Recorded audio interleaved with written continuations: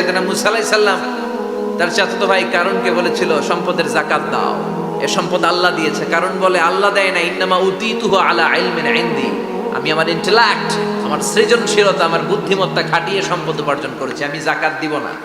মুসা আলাইহিস সালাম বললেন তাহলে আযাবের অপেক্ষা করো। কারণ বলল পারলে আযাব নিয়ে আসো। রব্বুল আলামিন বললেন ফাখাসাফনা বিহি ওয়া বিদারিহিল আরদ, ও মুসা নিরাপদ দূরত্বে তুমি সরে যাও, আমি এখনই কারণকে তার সব সম্পদ সহ জামিনের মধ্যে দাবিয়ে দেব। কারণ তার সম্পদ সহ জামিনে দেবে যেতে লাগলো। আমি জায়গাটা নিজে দেখে এসেছি।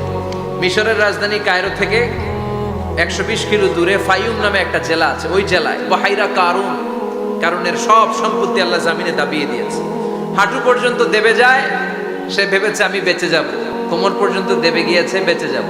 গলা পর্যন্ত যখন দেবে গিয়েছে আর বাঁচার সুযোগ নাই। কারণ কয় মুসা সব সম্পত্তি তোরে আর তোর আল্লাহরে দিয়ে দিলাম, আমারে বাঁচা, আমারে বাঁচা, আমি তওবা করলাম। তখন কি তওবার সময় আছে? কথা কন, বাদাল গারগারা, মালাকুল মাউত যখন দেখে ফেলবেন তখন তওবার সুযোগ আছে। ফেরাউনেরও একই দশা।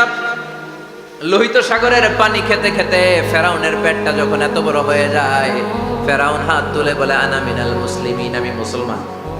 আমি, এটা কোরআনের আয়াত কিন্তু, আনা মিনাল মুসলিমিন, বনি ইসরাইলরা যে আল্লাহর উপর ঈমান এনেছে, আমিও ফেরাউন সে আল্লাহর গোলাম। আল্লাহ বলে দ্য টাইম ইজ আপ, সময় শেষ, এখন তোমার ঈমান কবুল করা হবে। তার মানে বাদাল গারগারা তওবা কবুল হয় না। এই মৃত্যুর গড়গড়ানি আসার আগ পর্যন্ত চোখের পানি ছেড়ে যদি আল্লাহর কাছে ক্ষমা চান, জীবনের সব গুনাহ মাফ করে দিবে কে? শয়তান আল্লাহরে বলল মাবুদ, এত জান্নাত বানিয়ে কি লাভ, আপনার একটা বান্দারও জান্নাতে ঢুকাতে পারবেন না।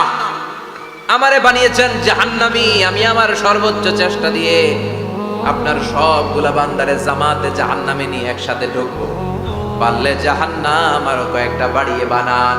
আল্লাহ বললেন কেন কেন? শয়তান বলে লা আকুদান্না লাহুম সিরাতাকাল মুস্তাকিম, আপনার বান্দা জামাতে নামাজ পড়তে যেতে চাইবে, ওখান থেকে ধোকার ওয়াসওয়াসা দিয়ে আমি গানের কনসার্টে নিয়ে যাব। তাফসীর মাহফিলে কোরআন শুনতে যেতে চাইবে, ধোকা দিয়ে আমি মদের আড্ডাখানায় নিয়ে যাব। ওয়ালা তাজিদু আকসারাহুম শাকিরিন, একটারেও জান্নাতে ঢুকাতে পারবেন না। চ্যালেঞ্জ দিলাম। আল্লাহ বলল শয়তান তুই আমারে চ্যালেঞ্জ দেস, আমি তো সব রাজার বড় রাজা, মহারাজা, আমার সাথে তো কেউ চ্যালেঞ্জ দিয়ে টিকতে পারে না। চিল্লা এখন ঠিক কিনা? শয়তান তুই চ্যালেঞ্জ দিলি, আমিও তোর চ্যালেঞ্জ দিলাম। ওয়া ইজ্জতি ওয়া জালালি ওয়া ইরতিফাই মাকানি, আমার ইজ্জতের কসম, আমার জালালিয়াতের কসম, আমার মহানত্বের কসম, আমার ক্ষমতা আর দাপটের কসম, আজীবন আমার বান্দা গুনাহ করবে, পাপ করবে, অন্যায় করবে, কোন এক তাফসীর মাহফিলে এসে চোখের পানি ছেড়ে যখন ক্ষমা চাইবে, আমি জীবনের সব গুনাহ মাফ করে দেব। আমি আমার বান্দার জীবনের সব গুনাহ মাফ করে দিয়ে জান্নাতে ঢুকায় দেব। তখন তুই কি করবি? লা আগফিরান্না লাহুম মা দামু ইস্তাগফিরুনি, যতক্ষণ আমার বান্দা আমার কাছে ক্ষমা চাইবে, আমি আমার বান্দার জীবনের সব গুনাহ মাফ করে দেব। সুবহানাল্লাহ পড়ে। এজন্য রাব্বুল আলামিন বলেন ইয়া আইয়ুহাল্লাযীনা আমানু তুবু ইলাল্লাহি তাওবাতান নাসুহা, তওবার মতো তওবা করো। তওবার মতো তওবা করলে যত বড় অন্যায় হোক, পাপ হোক, গুনাহ হোক, সব গুনাহ মাফ করে দিতে পারে কে? সাইয়েদনা আদম আলাইহিস সালাম ভুল করলেন, শত শত বছর কাঁদলেন। আল্লাহ বললেন ও আদম, কিছু বাক্য তোমারে শিখিয়ে দে, এই বাক্য দিয়ে তুমি আমার কাছে তওবা করো, তোমার তওবা কবুল করে নেব। সাইয়েদনা আদম বললেন রব্বানা, পড়েন রব্বানা যালামনা আনফুসানা ওয়া ইল্লাম তাগফির লানা ওয়া তারহামনা লানাকুনান্না মিনাল খাসিরিন। ও আল্লাহ, আমি জুলুম করেছি নফসের উপর, ভুল করেছি, অন্যায় করেছি, অপরাধ করেছি, আপনি যদি ক্ষমা না করেন আমি শেষ হয়ে যাব। লানাকুনান্না মিনাল খাসিরিন, আমি ক্ষতিগ্রস্তদের মধ্যে শামিল হয়ে যাব। ঠিক কি না?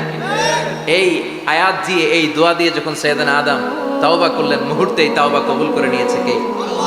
আমরাও যদি পাপ করি, অন্যায় করি, আমাদেরও পাপগুলো মোচন করার একজন আছে না নাই? তিনি গাফিরিয যাম কাবিলিত তাওব, ওনার কাজই হচ্ছে গুনাহ মাফ করা। শয়তানের কাজ ওয়াসওয়াসা দেওয়া, আমাদের কাজ পাপ করা, ওনার কাজ মাফ করা। আল্লাহ ডেকে বলে, গোলাম তোরা যদি পাপ না করতি আর বারবার মাফ না চাইতি, তাহলে তোদেরকে ধ্বংস করে দিয়ে জমিনের বুকে এমন একটা জাতি আমি বানাতাম যারা পাপ করতো আর মাফ চাইতো, আর আমি মাফ করতাম। সুবহানাল্লাহ পড়ো। মাফ করতে আল্লাহর বড্ড ভাল লাগে, চোখের পানি দেখতে আল্লাহর বড্ড ভাল লাগে, কায়মনোবাক্যে কেউ দোয়া করছে এই দৃশ্য দেখতে আল্লাহর ভালো লাগে, চিল্লায় বলেন সুবহানাল্লাহ। এজন্য পাপ আমাদের যত বড় হোক আমাদের জন্য মাফ আছে না নাই? দুইটা সময়ে তাওবা কবুল হয় না। এক নাম্বার হলো বাদাল গারগারা, মালাকুল মাউতকে দেখে ফেলেছেন, রূহ ধরে টান দিবে, তখন তাওবা করলে কবুল হবে।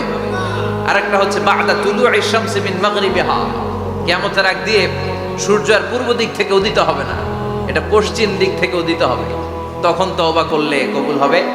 তখন তওবার দরজাকে বন্ধ করে দিয়েছে কি? এজন্য আমরা যে কোনো পাপই করি না কেন, পাপ হয়েই যেতে পারে, আশা হারানোর কারণ নাই। Never lose hope, never give up.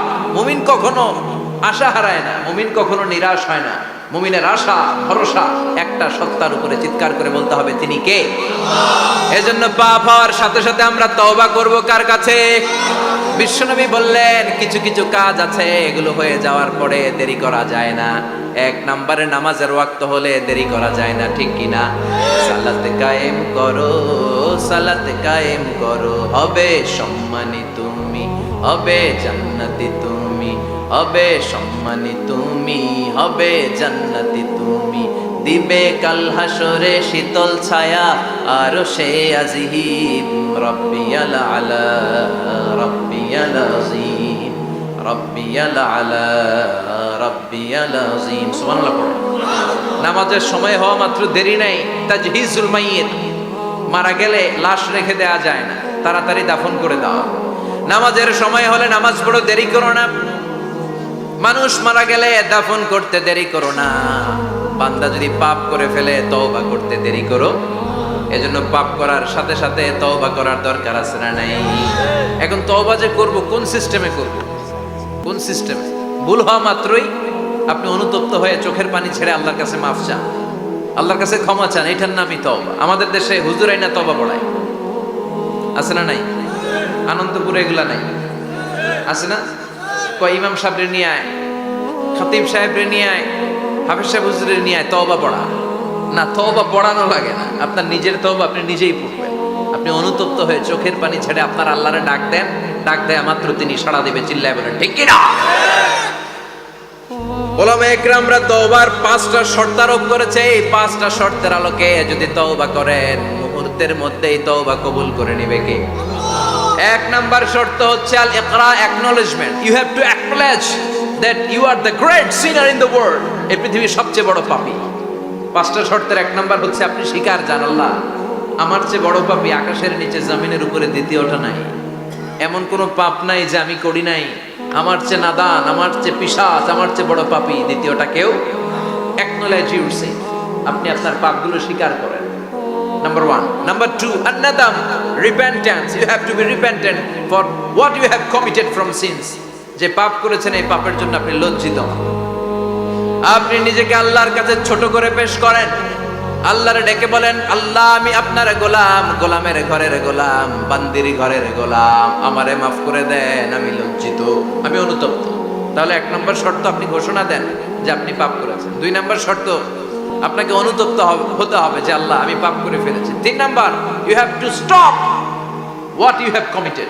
যে পাপ আপনি শুরু করেছেন এটা বন্ধ করে দেন। আপনি সুদের জন্য সুদ খাইছেন, আল্লাহর কাছে তওবা করলেন, আবার সুদ খাওয়া চালিয়েও যাচ্ছেন, এই তওবা কবুল হবে? সুদ খাওয়া আগে বন্ধ করেন। আপনি ঘুষ খেয়েছেন, এই ঘুষ খাওয়ার কারণে আপনি আল্লাহর কাছে তওবা করলেন কিন্তু ঘুষ খেয়েই যাচ্ছেন, এই তওবা কবুল হবে? 3 নাম্বার হচ্ছে you have to stop what you have committed, আপনি যেই পাপ করেছেন এটাকে বন্ধ করেন। 4 নাম্বার শর্ত, you have to hate what you have committed, আপনি যেই পাপটা করেছেন এটাকে মন থেকে ঘৃণা করেন, ওইটারে মন থেকে ঘৃণা করতে হবে। 5 নাম্বার শর্ত হচ্ছে you have to determine that you never repeat this sin again, আল্লাহর কাছে ওয়াদা দেন, কমিটমেন্ট দেন যে আল্লাহ পারতপক্ষে আমার জীবনে আর এই কাজটা করব। এই 5টা শর্তের আলোকে তওবা করলে কবুল করবে কে? 1 নম্বরে স্বীকার, জান আল্লাহ আমি পাপী। 2 নম্বরে অনুতপ্ত হন। 3 নম্বরে পাপ কাজটা বন্ধ করে দেন। 4 নম্বরে ওই পাপ কাজটাকে মন থেকে ঘৃণা করেন। 5 নম্বরে আল্লাহর কাছে ওয়াদা দেন আর জীবনেও এই পাপ করব না। এই 5টা শর্তের আলোকে যদি তওবা করেন আপনার তওবা কবুল করে নিবে কে? এজন্য যত পাপ যত অন্যায় আমরা করি না কেন আমাদের এই পাপগুলো অন্যায়গুলো ক্ষমা করার একজন আছে না নাই? তিনি কে? এজন্য সব সময় তওবা করতে রাজি আছেন তো? প্রতিদিন শত শতবার তওবা করতে রাজি আছেন? প্রতিদিন শত শতবার ইস্তেগফার করতে রাজি আছেন? বিশ্বনবী প্রতিদিন 70 বারেরও বেশি ইস্তেগফার করতেন। শুধু টয়লেটে যে মুহূর্তে থাকতেন ওই মুহূর্তে পড়তেন না। টয়লেটে ঢুকার মুহূর্তে বিশ্বনবী ইস্তেগফার করতে পারতেন না, তাই টয়লেট থেকে বেরোয়েই তিনি ইস্তেগফার করতেন। তিনি পড়তেন গফরানাক। কি পড়তেন? গফরানাক মানে হলো আস্তাগফিরুল্লাহ। গফরানাক মানে কি? গফরানাক মানে আল্লাহ আমি আপনার ক্ষমা চাই, মানে আস্তাগফিরুল্লাহ। আবার বিশ্বনবী বলতেন মান লাযামাল ইস্তিগফার জাআলাল্লাহু লাহু মিন কুল্লি দিকিন মাখরাজা। যে ব্যক্তি সব সময় ইস্তেগফারের সাথে লেগে থাকে তাকে সব সময় বিপদ থেকে মুক্তি দিবে কে? আমাদের জীবনে বিপদ আছে না নাই? কত ধরনের বিপদ। যে কোনো সময় অসুস্থ হয়ে যেতে পারি, যে কোনো সময় দুর্ঘটনার কবলে পড়তে পারি, যে কোনো সময় গুম হয়ে যেতে পারি। কথা কন, এদেশে গুম টুম নাই মনে হয়, ক্রস ফায়ার নাই। কে কোন সময় গুম, কে কোন সময় নাই, কোনো ঠিক নাই। আল্লাহ বিশ্বনবী বললেন মান লাযিমাল ইস্তিগফার জাআলাল্লাহু লাহু মিন কুল্লি দিকিন মাখরাজা।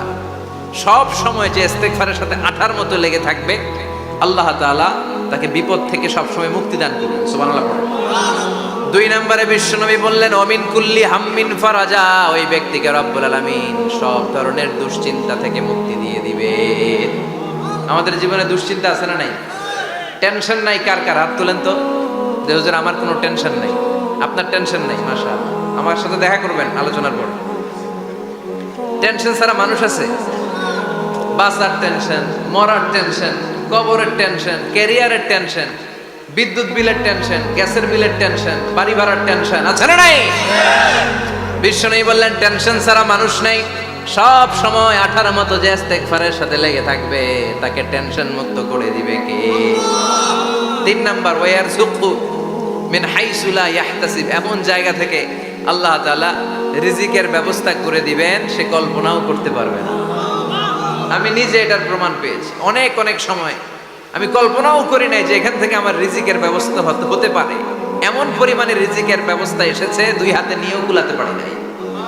এজন্য সব সময় চলতে ফিরতে উঠতে বসতে ইস্তেগফারের সাথে লেগে থাকার দরকার আছে না নাই? আবার বিশ্বনবী বললেন সদা সর্বদা যারা সব সময় ইস্তেগফার পড়বে আল্লাহর পক্ষ থেকে কোনো আযাব গজব তাদের উপর পাকড়াও হবে না। ওয়া মা কানাল্লাহু মুআযযিবাহুম ওয়া হুম ইস্তাগফিরুন। সুবহানাল্লাহ। যতক্ষণ তুমি ইস্তেগফার পড়বে আল্লাহর পক্ষ থেকে প্রোটেকশন আছে না নাই? তাহলে 4টা জিনিস পেলেন। 1 নম্বরে বিপদ থেকে মুক্তি দিবে কে? টেনশন মুক্ত করে দিবে কে? রিজিকের ব্যবস্থা করে দিবে কে? আল্লাহর আযাব আর গজব থেকে আপনার হেফাজতে রাখবে কে? ইস্তেগফার পড়ার 5 নাম্বার ফজিলত হচ্ছে সব সময় ইস্তেগফার করলে আপনি মুস্তাজাবুদ দাওয়া হয়ে যাবেন। কি হয়ে যাবেন? মানে দোয়া করলেই কবুল করবে কে? মুস্তাজাবুদ দাওয়া। এই টার্মিনোলজি, এই পরিভাষাটাকে আজকে প্রথম শুনলেন?